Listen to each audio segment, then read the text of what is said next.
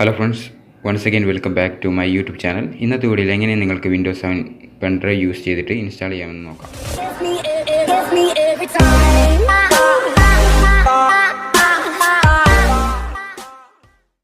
ആദ്യം നിങ്ങളുടെ pen drive bootable ആയിരിക്കണം.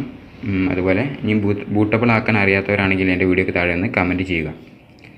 അങ്ങനെ കമൻറ്റ് ചെയ്യുകയാണെങ്കിൽ ഞാൻ വീഡിയോ തയ്യാറാക്കുന്നതായിരിക്കും. അതുപോലെ എൻ്റെ ചാനൽ സബ്സ്ക്രൈബ് ചെയ്യാൻ മറക്കരുത്. അതുപോലെ ബെല്ലൈക്കൺ എനേബിൾ ചെയ്യുക. കാരണം ഞാൻ പുതുതായി ഇടുന്ന മറ്റു വീഡിയോസൊക്കെ നിങ്ങൾക്ക് അപ്പോൾ നോട്ടിഫിക്കേഷനായി ലഭിക്കാൻ വേണ്ടിയാണ് ബെല്ലൈക്കൺ എനേബിൾ ചെയ്യാൻ പറയുന്നത്.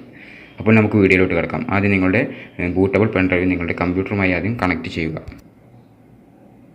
ഞാൻ എൻ്റെ പെൻഡ്രൈവ് കമ്പ്യൂട്ടറുമായി കണക്റ്റ് ചെയ്തു. ഇനി നമ്മുടെ കമ്പ്യൂട്ടർ ഒന്ന് റീസ്റ്റാർട്ട് ചെയ്യുക.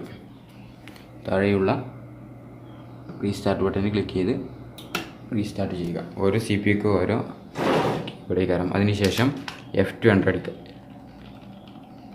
F2 കീ അടിക്കുമ്പോൾ നമുക്കൊരു ബൂട്ട് ഓപ്ഷൻ വരും.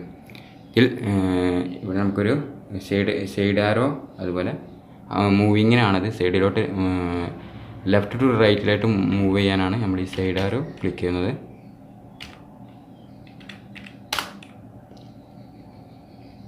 നമ്മൾ സൈഡ് ആരോ, ഈ ആരോ ആണ് നമ്മൾ മൂവ് ചെയ്യാൻ യൂസ് ചെയ്യേണ്ടത്.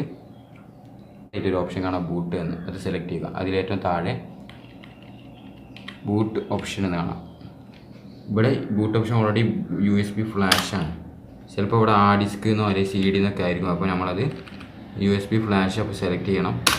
അതിനുശേഷം ഇവിടെ നമുക്ക് കാണാം F4 സേവ് ആൻഡ് എക്സിറ്റ് ചെയ്യുന്നത്. അപ്പോൾ F4 അടിക്കുക. നമ്മുടെ ഫംഗ്ഷൻ F4 കീ അടിക്കുക. അപ്പോൾ ഇതുപോലൊരു വിൻഡോ വരും. അതിൽ എൻ്റർ അടിച്ച് യെസ് കൊടുക്കുക. എൻ്റർ അടിച്ച് കഴിഞ്ഞാൽ നമുക്കൊരു ഇത് ചോദിക്കും, നമ്മുടെ ഒരു യെസ് ഓർ നോ. അതാ പ്രസ് എനി കീ ഫ്രം. അപ്പോൾ എൻ്റർ അടിക്കുക. USB press any key from USB.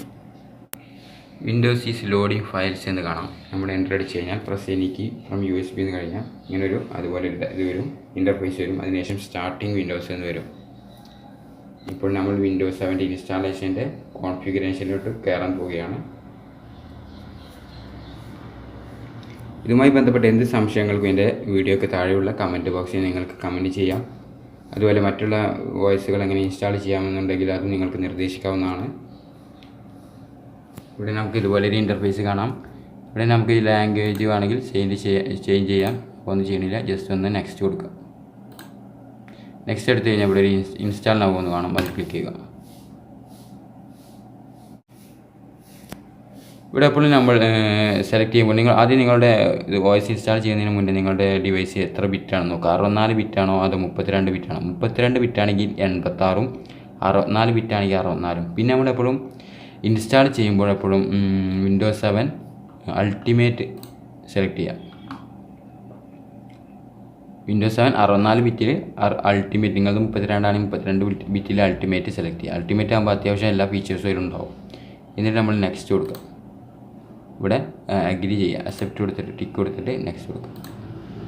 ഇവിടെ അപ്ഗ്രേഡ് വേണോ അതോ കസ്റ്റം എപ്പോഴും സെലക്ട് ചെയ്യാം. അതിനുശേഷം നിങ്ങളുടെ പാർട്ടീഷനൊക്കെ ഒന്ന് നോക്കി നോക്കണം, നന്നായിരിക്കും. കാരണം നിങ്ങളുടെ ഫയൽസ് മിസ്സായിരിക്കാനാണ്. ഏറ്റവും കുറഞ്ഞതായിരിക്കും സാധാരണ C പാർട്ടീഷൻ. എന്നാലും നിങ്ങളൊന്ന് ചെക്ക് ചെയ്തിട്ട് നോക്കിയാൽ മതി. അതിനുശേഷം ഫസ്റ്റത്തെ കളയാം. ഇവിടെ ഡ്രൈവർ ഓപ്ഷൻസ് എന്ന് കാണാം. ഫസ്റ്റത്തെ സെലക്ട് ചെയ്തിട്ട് ഡിലീറ്റ് കൊടുക്കുക. എന്ത് സംശയങ്ങൾക്കും ഇതുപോലുള്ള സംശയങ്ങൾക്കും തന്നെ നിങ്ങൾക്ക് മെസ്സേജ് അയക്കാൻ അല്ലെങ്കിൽ വാട്സപ്പുമായി ബന്ധപ്പെടാം. അതുപോലെ രണ്ടാമത്തെ പാർട്ടീഷനും ഞാൻ ഡിലീറ്റ് ചെയ്തു. അതിനുശേഷം ഇവിടെ ന്യൂ എന്ന് കാണാം. അതിൽ ക്ലിക്ക് ചെയ്യുക. ജസ്റ്റ് ഒന്ന് അപ്ലൈ കൊടുക്കുക, ഓക്കെ കൊടുക്കുക. അതിനുശേഷം നെക്സ്റ്റ് കൊടുക്കുക. ഇപ്പോൾ കോപ്പി വിൻഡോസ് ഫയൽ, അത് നമ്മുടെ ഇൻസ്റ്റാളേഷൻ സ്റ്റാർട്ട് ചെയ്യാൻ പോവുകയാണ്. ഇനി ഒരു 0% 100 ആവണം.